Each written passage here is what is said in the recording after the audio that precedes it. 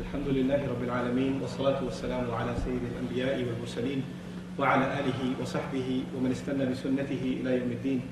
اللهم اجعلنا منهم ومن الذين آمنوا وعملوا الصالحات وتواصوا بالحق وتواصوا بالصبر. اللهم ثبتنا عند الموت بلا إله إلا الله. آمين يا رب العالمين. ثم أما بعد. السلام عليكم ورحمة الله وبركاته. I appreciate the turnout, inshallah ta'ala, and I'm aware because if you're not mentally prepared well in advance, you don't have long attention span. So keeping that in mind, I shouldn't take more than 25, at the most 30 minutes from the stretch, but I'll keep very cautious of the time, inshallah ta'ala. And in this short time, I do want to share with you just a small lesson from the Quran, and this lesson has to do with a figure of speech, an expression that is used multiple times in Allah's book, and it's also found in the sunnah of the Messenger of Allah, sallallahu alayhi wa sallam. And this expression is qurrata a'yun, the coolness of eyes. The expression is the coolness of eyes. Now, first and foremost, it's important to know what an expression is. What does it mean when I say it's an expression in the Quran or it's an idiom in the Quran? An idiom in any language is when words come together, but they mean something else when they come together, and they mean something else when you take them apart. In other words, just to give you a simple example of an idiom or an expression in English, if I say, what's up? When I say what's up, you all know what that means. What's going on in your life? What are you doing, etc., etc. But when I take the words apart and I say, what is up? And I look at them separately, then the meaning is completely different. If you look at the dictionary of each word and you put them together in a different language, you won't get the same meaning. Similarly, an expression can be, wow, that was cool. That was cool. Now, if you say that was cool, I think all of you understand what that means. That was good. I appreciated it. I liked it. That was enjoyable. But at the same time, if you look it up in the dictionary, that was cool, it would have completely different connotations. This happens in every language, and these kinds of combinations of words that create nuanced meaning, new meanings that can't be captured in a dictionary, those are called figures of speech. And the Quran has a lot of them. How do you know if something's a figure of speech? You know it if the Arabs, even before the Quran was revealed, were using it. So you can't decide after the Quran is revealed, well, you know what, I think this is a figure of speech. You can't take this literally, but that's not a figure of speech. No, that's not up to us. That's decided by the language of the Arabs. You know how Allah Azza wa Jalla says that the Quran is clear? One of the attributes of Quran is mubin.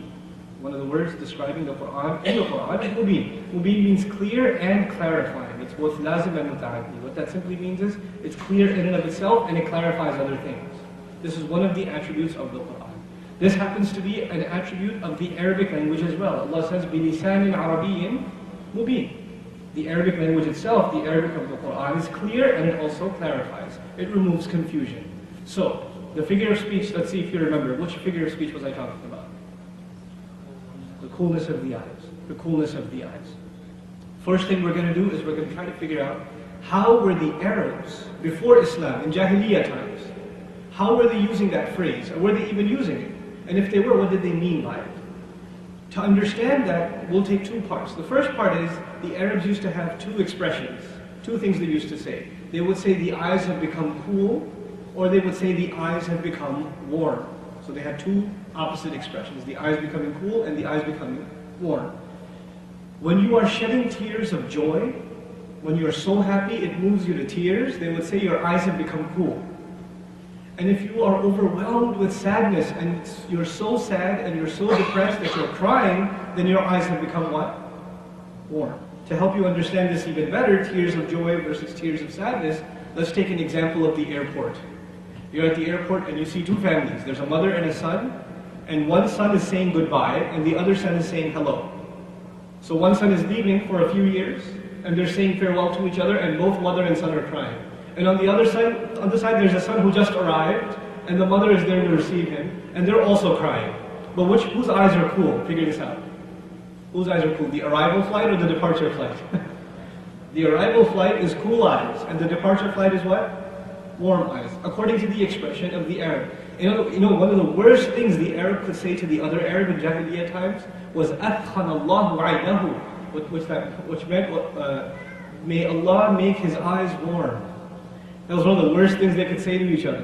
That was kind of a curse. May you be so sad and so depressed. May such bad things happen to you that you be moved to tears of sorrow. But the Quran's expression is eyes becoming cool, which implies tears of what? joy, happiness, overwhelming joy. So happy that you're crying. So happy that tears are coming out of your eyes. That's the first implication of the coolness of the eyes. The second implication is that the Arab used to travel in the storm, in the desert. And the vehicle of the Arab, most of the time in long journeys, was not the horse, it was the camel. Now if there's a sandstorm, the Arab has to cover his face, because the sand is pounding his face. But there's one part of his face he can't afford to cover. Because he covers it, he won't know where he's going. And what part is that? The eyes. The eyes have to remain open. So the eyes are suffering in the storm until he finds a cave or he finds some kind of shelter. And when he finds it, he says poetically, he says, finally my eyes have become what? Cool. In other words, the coolness of the eyes was actually used as a figure of speech also to referring to finding shelter from a storm. When you find refuge from a storm, your eyes have become cool. Two implications now, tears of joy and finding shelter from the storm. I'd like you to remember this background when we come to the ayat of Quran, and especially the hadith that I want to share with you, inshallah ta'ala, in regards to this remarkable phrase in the Quran. One of the most prominent places it's used is in Surah Al-Furqan. This is the 25th surah. Allah Azza wa Jalla says, رَبَّنَا هَبْ لَنَا مِنْ أَزْوَاجِنَا وَذُرِّيَّاتِنَا قُرَّةَ أَعْيُنٍ وَاجْعَلْنَا لِلْمُتَّقِينَ إِمَامًا. Our Master, our Lord, grant us from our spouses and our children the coolness of eyes. So Allah teaches us a dua. And in this dua, we ask Allah to give us coolness of the eyes. I'm going to add a word in translation, especially out of our spouses and our children. Now the question is, where did I get the word especially? Most translations you read will say, Lord or our Master, grant us coolness of the eyes from our spouses and our children. But I said especially from our spouses and our children, or if you will, particularly from our spouses and our children. Where did I get the word especially and particularly? This is a principle of the Arabic language. The Arabic says, رَبَّنَا هَبْ لَنَا مِنْ أَزْوَاجِنَا وَذُرِّيَّاتِنَا قُرَّةَ أَعْيُنٍ. You see the part where I said مِنْ أَزْوَاجِنَا? مِنْ أَزْوَاجِنَا? That phrase in Arabic normally is not supposed to be mentioned there. It's supposed to be at the end of the sentence. رَبَّنَا هَبْ لَنَا قُرَّةَ أَعْيُنٍ مِنْ أَزْوَاجِنَا وَذُرِّيَّاتِنَا. This is the normal sequencing of a sentence. But in the ancient Arabic, if you move that latter part earlier, the meaning gets specialized. You have to add the word especially, particularly to the meaning. A nuance changes in how you interpret that text. So now I'm coming to the rough translation again. We beg Allah, our Master, grant us from our spouses and our children, especially from them, the coolness of eyes. You know what that means? Make me so happy with my wife. Make me so happy with my husband. Make me so happy with my children that I am moved to tears of joy. I should be so happy with them that I'm moved to tears of joy. Now this is a particularly relevant dua. And by the way, what was the other meaning besides tears of joy, you remember? Shelter from a storm? It's like the outside world is a storm. But when you come home to the spouse and the children, finally you have found what? You found shelter. All that world was a storm. You were going through pains outside. But now all those stresses have disappeared, but you've come home. And this is a particularly ironic dua. You know why? Because for most people, the storm is not outside the house. The storm is inside the house. You know, I make a joke a lot of times about the stress, in the life of a Muslim, the Muslim man especially. When a Muslim man is stressed out, who's the victim of his stress? There are two places where the average Muslim man's stress is released. One victim of his stress is the house, and the other is the masjid board meeting all over America. Right? So he goes home, and there's this fight and argument and this and that, and he says, I can't take this anymore. I'm going to board meeting. Right? And by the way, this yelling and screaming inside the home, husband and wife being sarcastic against each other, making unnecessarily inappropriate comments, and knowing just what gets under the other's skin. Knowing just what hurts and knowing just what to say, right? This is a shaitani thing to do, but this is the exact opposite of what we're asking Allah. That's not how you build peace in the house, You know your wife is sensitive about how she cooks. She's always worried you're not going to like it. So you go and you say, the salt is a little low. Even if you don't think it's low, you just want to see her burn a little. You just want to see the look on her face. Just for fun you say it, And she knows just what to say. You smell a little funky today. She'll just, even if you don't, she'll just see, she just needs to get back at you. This is not finding coolness of the eyes. This is finding stress. And these are small comments. There's a little bit of sarcasm here and there, a little bit of sharp commentary here and there, but it builds up over the years, and it builds aggression and nastiness. And then the husband and the wife fight, and who's watching? The children are watching. And the next thing you know, the child's a teenager, and he's yelling back at the mom, because that's what he saw earlier on. And then the parents are in shock, and they come to the imam, my kid yells at me, what am I supposed to do? Walk out of the house. We ask Allah particularly to give us coolness of the eyes, harmony, peace, joy, shelter from the storm, a stress-free environment inside the house. What a beautiful dua. What a powerful and relevant dua. And I say it's relevant because for most homes nowadays, Muslim and non-Muslim, for most homes there's no harmony inside the house. There are arguments, unresolved issues inside the house. There's no open communication inside the house, right? There's no forgiveness inside the house. People hold grudges. How are you going to hold a grudge against your wife for months and years? How are you going to do that? How are you going to hold a grudge against your father? These are the people that are most deserving of your forgiveness. So we ask Allah to give us that coolness of the eyes from our spouses and our children. Beautiful dua. Let's see where else this phrase is used. It's used in the case of, when Musa alayhi salam is putting her baby, or rather Musa's mother is putting her baby, radiallahu anha, she's putting him in the water. What do you think at that moment? Cool eyes or warm eyes? Warm eyes. You can figure that out, right? It's a time of great sadness. It's a time of great fear, uncertainty. And she's putting her child in what seems to be certain death, which is the only way to save him from even worse death. The soldiers banging on the door. So she puts him in the water. Now, another woman who's got warm eyes in that same story. Can you think of who it is? One mother has warm eyes. Another woman who has warm eyes. Who is it? Asiyah, the spouse of Fir'aun. Now we have to figure out, why does she have warm eyes? What's so stressful about her?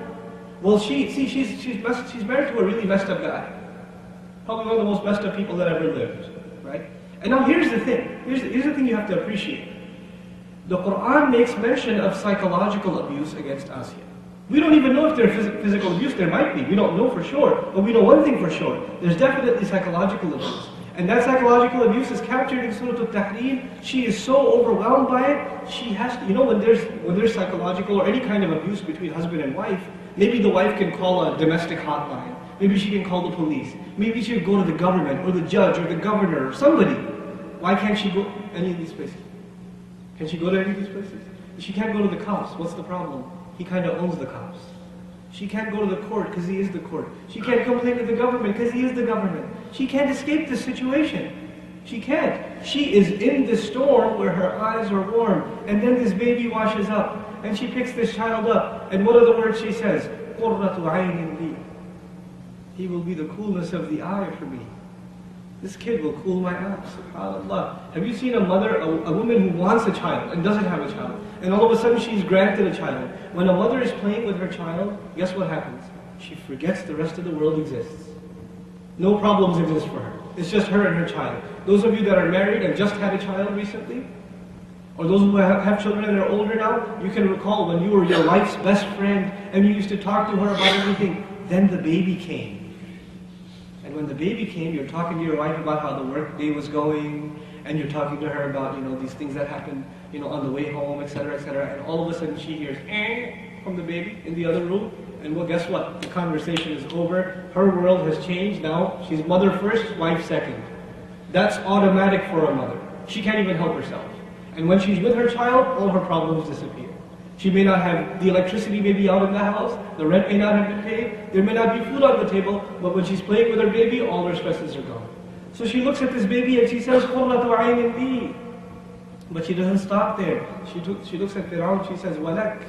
And he'll cool your eyes too. Now what's really interesting in the language of the Quran, it's so precise, it tells us so many things. She did not say, قُرَّةُ عَيْنٍ لَنَا. He will cool the eyes for both of us. She didn't say that. She said, for me and for you. She separated herself from Fir'aun. Even in this matter, she doesn't associate herself with him. And the other reason is, her cooling of the eyes is different from his cooling of the eyes. His eyes are warm, not from sadness, but from rage. He is overwhelmed with rage. He's a genocidal maniac. He kills babies every other year, if you know the history of Egypt. He's a paranoid, psychotic maniac. And she says this child is special. Being in his company might even calm you down. He might even cool your eyes up. And how do we learn this? Allah Azza wa Jalla tells us in Surah Taha, one of the special gifts given to Musa alayhi salam, وَأَلْقَيْتُ عَلَيْكَ مَحَبَّةً مِّنِّي. I have given you a special love. I threw upon you a special love. You could say in the English idiomatic expression, I sprayed onto you a love that comes especially from me. You know the word hub in Arabic is love. Mahabba is what's called in Arabic morphology, it's called masdar mimi. It's empowered love. It's more than hub. And it's only used one time in the Quran, mahabba. Every other time, about 11 times, what's used? Hub. This is the only time. For Musa alayhi salam, it's something special. And ulama comment about the eloquence of the ayah. They say, hub is one way, but mahabba is both ways. Meaning he's very loving, and anybody who comes towards him, comes into contact with him, they become soft too. They become loving towards him also. This is why even Fir'aun, the killer of all killers, can't kill him. Even when Musa alayhi salam is being aggressive towards him, later on in life, he still can't kill him. He still can't get himself to do it. Even though all of Egypt is going through turmoil, he can't get himself to do it, subhanAllah. So, وَأَلْقَيْتُ عَلَيْكَ مَحَبَّةً مِّنِّي. Anyhow, so this mother says, this child will cool my eyes. But that leaves out one more mother, whose eyes are still warm. Whose mother? Which mother? The original. Not the foster mother, now the original mother. What about her? In Surah Taha, Allah Azza wa Jalla reminds Musa alayhi salam of his favors on him. On his favors on him. وَلَقَدْ مَنَنَّا عَلَيْكَ مَرَّةً أُخْرَى. We favored you. We gave you special favors on other occasions as well. Now the thing is, then he mentions that he returned him to his mother. Allah says, I want you to pay attention to this. Allah says, I did a favor to you. To who? To Musa. And then he says, فَرَجَعْنَاكَ إِلَى أُمِّكَ كَيْ تَقَرَّ عَيْنُهَا. So we returned you to your mother, so her eyes could become cool. So now two women's eyes are becoming cool with one child. SubhanAllah. But the side point I wanted to bring to your attention, Allah did not say He did her a favor. Allah said He did who a favor? Musa alayhi salam. Goodness that comes to your mother is a gift to you. That's a gift to you. The joy of your mother is a gift to you. You see how close Allah makes you to your mother? SubhanAllah. That's not even, the baby doesn't feel anything, he doesn't know the difference. But the mother's eyes becoming cool is being described as a favor done to Musa alayhi salam. SubhanAllah. What amazing lessons we're learning here. How attached are we supposed to be to our mothers? You know, what a relationship we're supposed to have with them. So these are a couple of examples about coolness of the eyes so far. But we go a little further. There's one more place I want you to see the coolness of the eye. And by the way, the second one, when he returned him to his mother, I want you to appreciate that a little bit, especially the mothers here. You take your child, your 2-year-old, your 3-year-old to the grocery store, right? And it's just you and your child. And you go to the grocery store and you're putting things in your cart, and all of a sudden you look to your right and the child is not there. And you look to your left and the child is not there. What happens to the mother all of a sudden? She goes crazy. She doesn't think, who's watching? Who's going to say something? You know, I'm in public, I should behave. No. And then she looks and the child is 10, 12, 13 feet away. You have not seen dives like that in the NFL. Her eyes are burning until she finally gets her child, and finally her eyes have become cool. You have to appreciate a mother losing her child and then regaining him. The kind of joy, can you imagine the tears of joy of this mother? She had just, maybe days ago, maybe hours ago, put this child in the water, and now she's holding him again. Can you imagine the joy she's feeling? Allah captures that with what phrase? The coolness of the eyes. The coolness of the eyes. But actually, all of this was just me preparing you for the actual topic. And I'll try to wrap it up within 10 minutes, inshallah. All of this was to tell you how beautifully this phrase is actually used in a hadith of the Prophet ﷺ. But before I take you to that hadith, I have to prepare you for it. You can't appreciate that hadith just by reading it. You have to set up the scene before you could really taste the beauty of the Messenger's words, sallallahu alaihi wasallam. Okay. To learn this part of this, to appreciate this lesson, I want you to remember one thing. A messenger is basically involved in two conversations. A conversation with the people, and a conversation with Allah. There are two conversations a messenger has to deal with. A communication with Allah and a communication with the people. Okay, this is very simple. This is something you already knew. But let's take the example, since we're on the subject, of Musa alayhi salam first. Let's take his example. Musa alayhi salam is traveling with his family. and he sees a flame.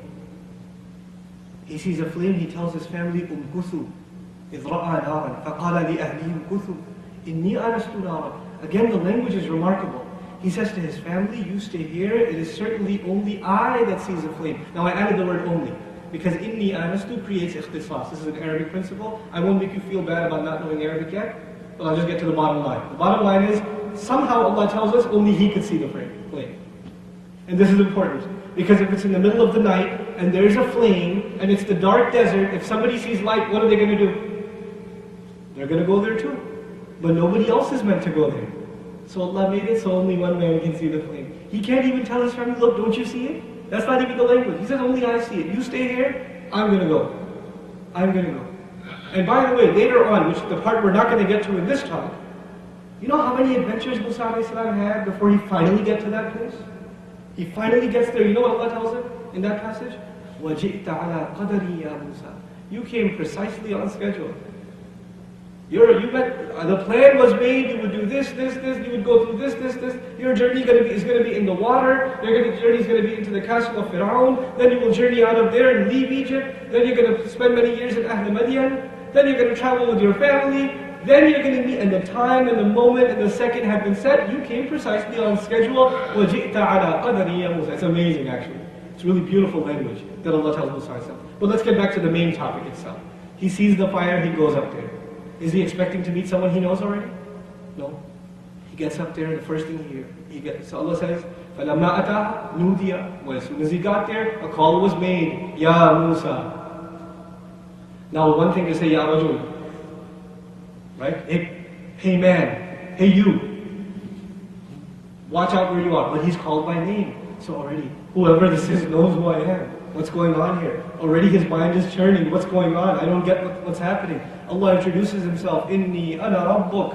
No doubt it is I, your master, your Lord. I don't like Lord because it's Old English. Master is actually closer to the core meaning of the word Rabb. But that's a separate discussion. Inni ana rabbuk.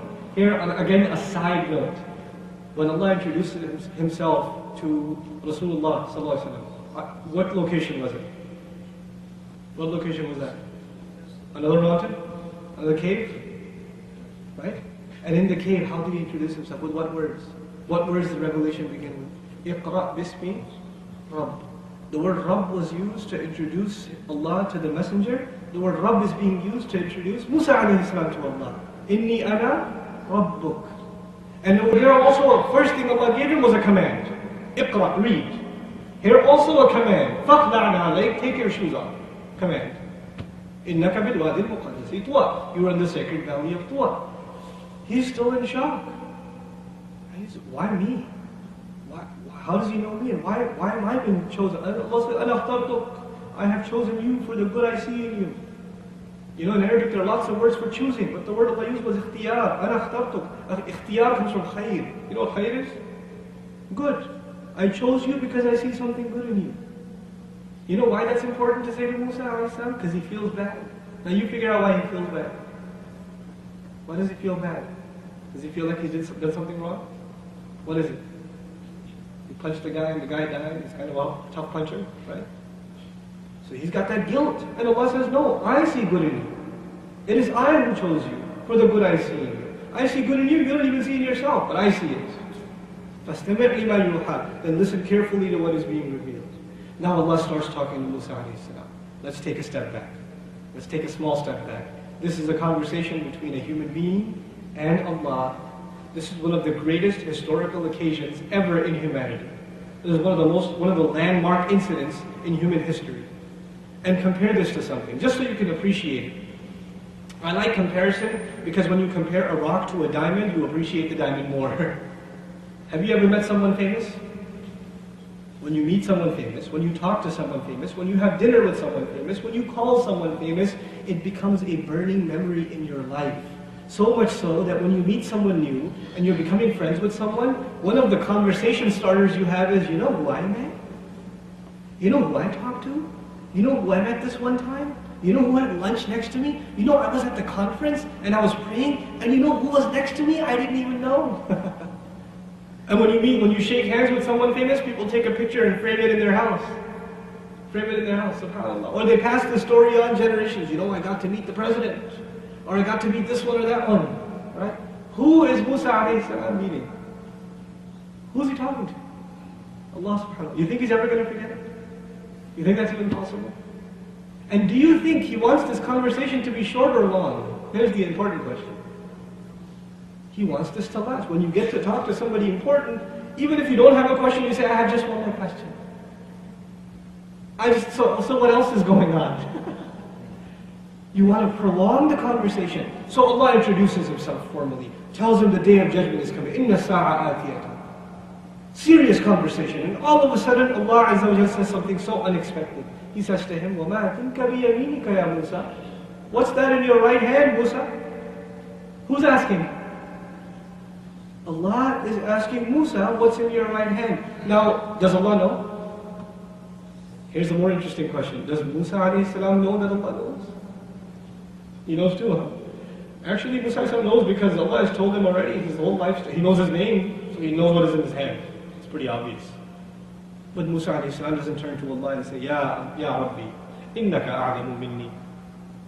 Oh my master, you know what this is. You know better than I do. What am I going to say? Seriously, Allah? You don't know what this is? No, He didn't say anything. Actually, you know what He says? The question was, what is that in your hand? What's the answer? What do you expect the answer to be? And by the way, what was in his hand, you know? The staff. For the younger guys here, staff is not the people you hire. Staff is the old staff. Okay, it's not my staff they work with me.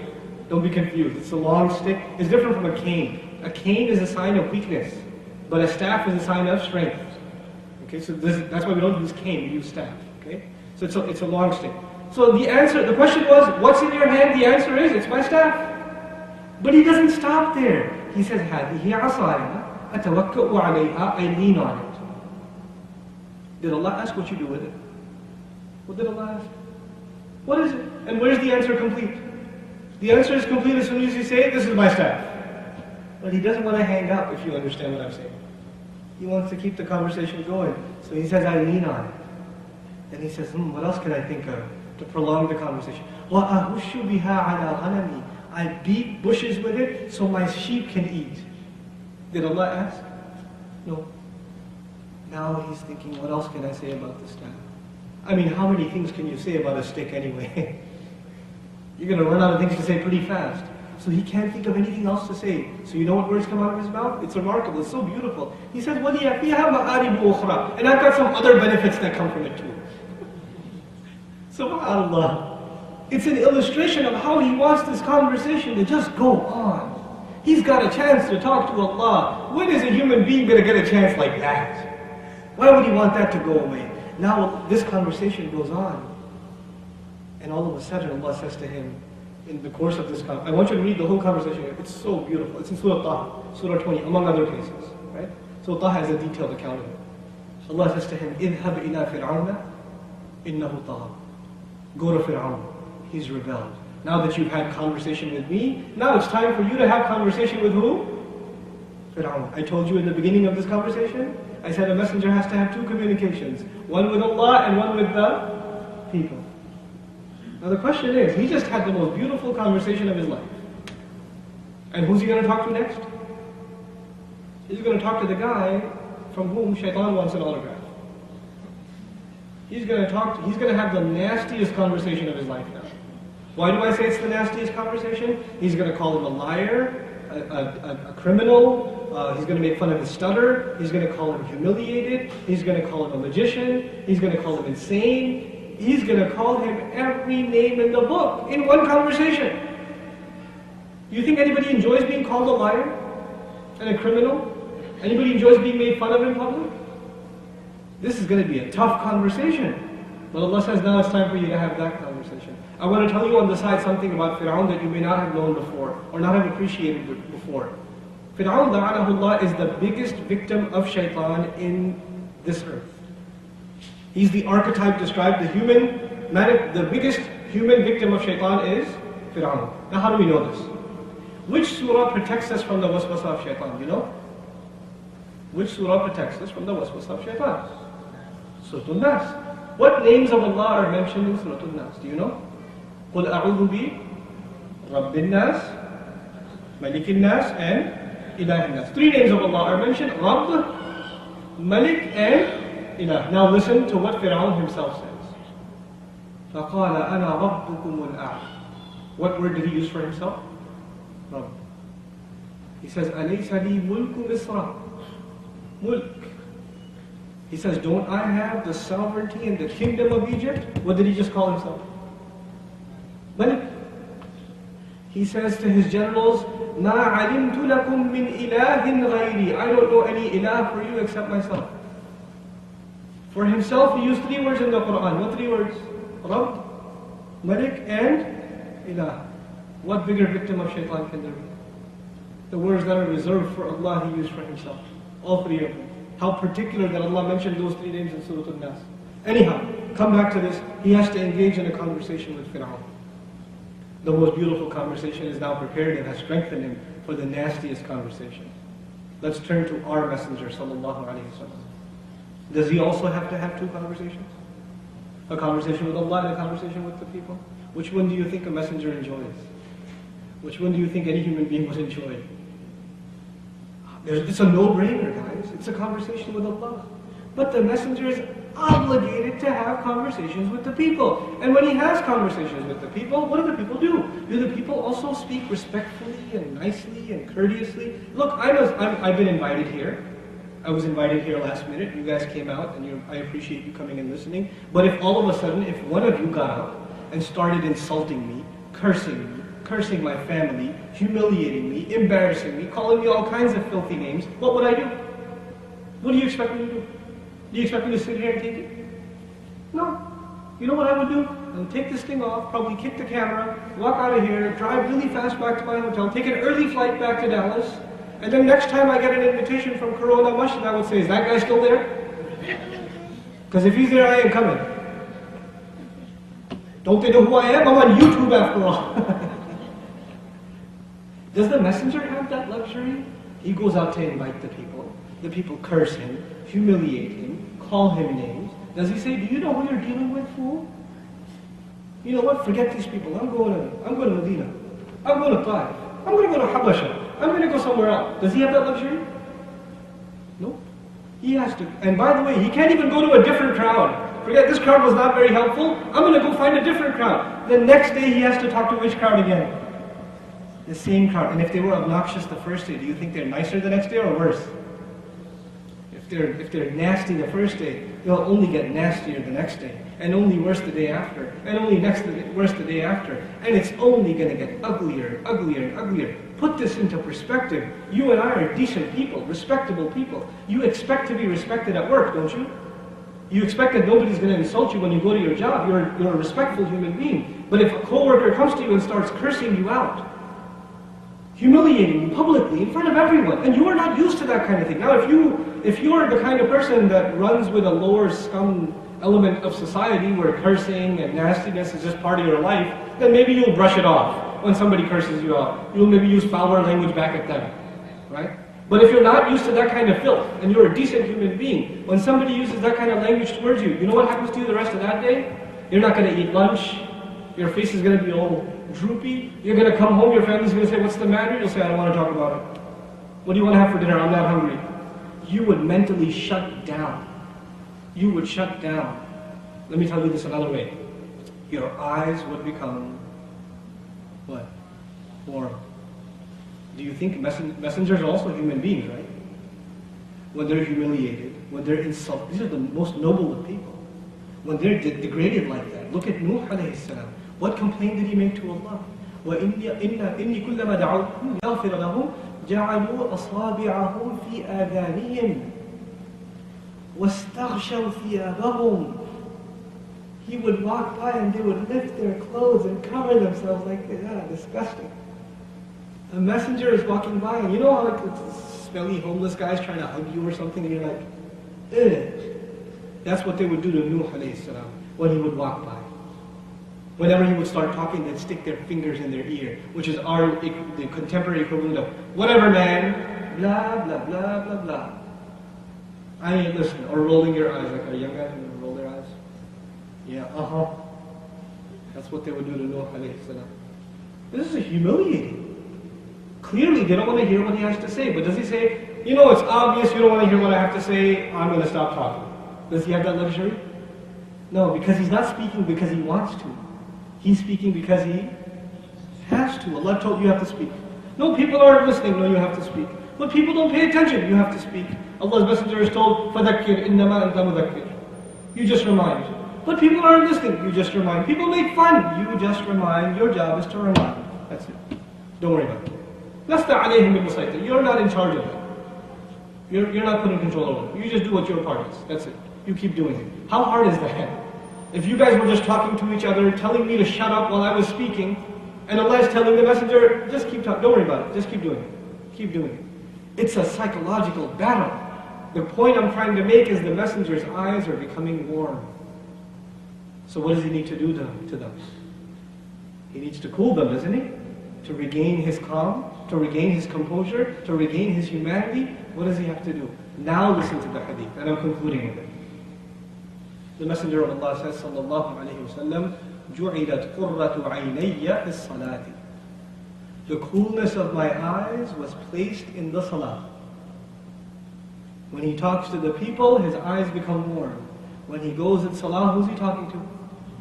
He's talking to Allah, his eyes become cool again. Now he's ready to talk to the people again. Then his eyes become warm. Then he comes back to salah, and his eyes become cool again. So what does he prefer? The joy of his life. The joy that gives him so much joy, it moves him to tears. The thing that is the refuge from the storm for him is salah.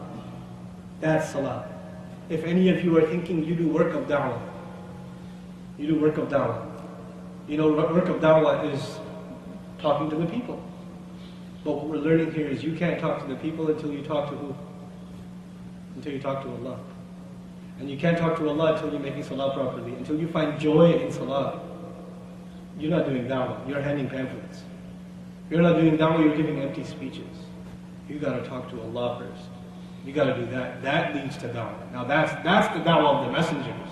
Alayhim as-salatu was-salam. So their salah is coolness of the eyes to them, and our salah is an obstacle in our day. Oh man, Maghrib already? God! You know? Or you're playing Grand Theft Auto, and it's like Asr time. Your mom says, Salat! And you pause it, and then you go make Salah, and in your Salah, you're still playing Grand Theft Auto. Right? And so you need to get it over with quickly so you can get back to what's really important. So you stand in Salah and you recite, وَالْعَصْرِ إِنَّ الْإِنسَانَ لَفِي خُسْرٍ. It's really short. So you can get it over with and get back to what's really important. And the irony is you're reciting the surah that says you're running out of time. And you're reciting it because you're running out of time for the subhanAllah. The irony of the situation. The tragic irony. The final thing I want to share with you. Do you remember I said if you meet someone important, you never forget? And who did Musa alayhi salam meet? Allah, in conversation he met him with Allah subhanahu wa ta'ala. So it's obvious he's never going to forget that conversation. He's never going to forget Allah. But even him, when Allah introduced himself, you know what he said? He said to him, Ya innani an Allah. It is no doubt I, Allah. La ilaha illa ana. There is no one to be worshipped or obeyed in any way, shape or form except I.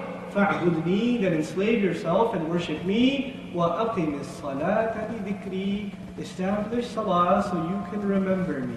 To remember me, what must you do? Establish salah. To the man who will never forget him. Allah says, no, if you really want to remember, establish salah. If you really want to remember, salah is the way to remember. That's dhikr. And when salah is empty, then you will find all kinds of creative avenues to fill that void. Be it songs and music or video games or movies or all kinds of creative rituals to fill that void. When that void is filled, when that cools your eyes, nothing else will. Nothing else will. I pray that Allah Azza wa Jal gives us coolness of the eyes in salah. I pray that Allah Azza wa Jal gives us coolness of the eyes in our spouses and our children. I pray that Allah subhanahu wa ta'ala gives us the joy in serving His deen, the joy that was felt by the Messenger of Allah and his noble companions, radiallahu anhu ajma'in. And I pray that Allah overlooks the shortcomings and the mistakes and the the careless attitude sometimes we have in the salah and the heedless attitude we have in salah, I pray that Allah Azza wa Jal overlooks it and forgives it and accepts whatever broken salah we make anyway, because in the end we beg for Him to accept whatever we have done. رَبَّنَا تَقَبَّلْ مِنَّا إِنَّكَ أَنْتَ السَّمِيعُ الْعَلِيمُ وَتُبْ عَلَيْنَا يَا مَوْلَانَا إِنَّكَ أَنْتَ التَّوَّابُ الرَّحِيمُ وصلى الله تعالى على خير خلقه محمد وعلى آله وصحبه وسلم والسلام عليكم ورحمة الله وبركاته. Jazakumullahu khairan. I would have taken QA, but there are a bunch of people waiting for me, so I'm going to have to run. Inshallah ta'ala. Jazakumullahu khairan for the invitation, and thank you very much for listening. Shukran. Assalamu alaikum.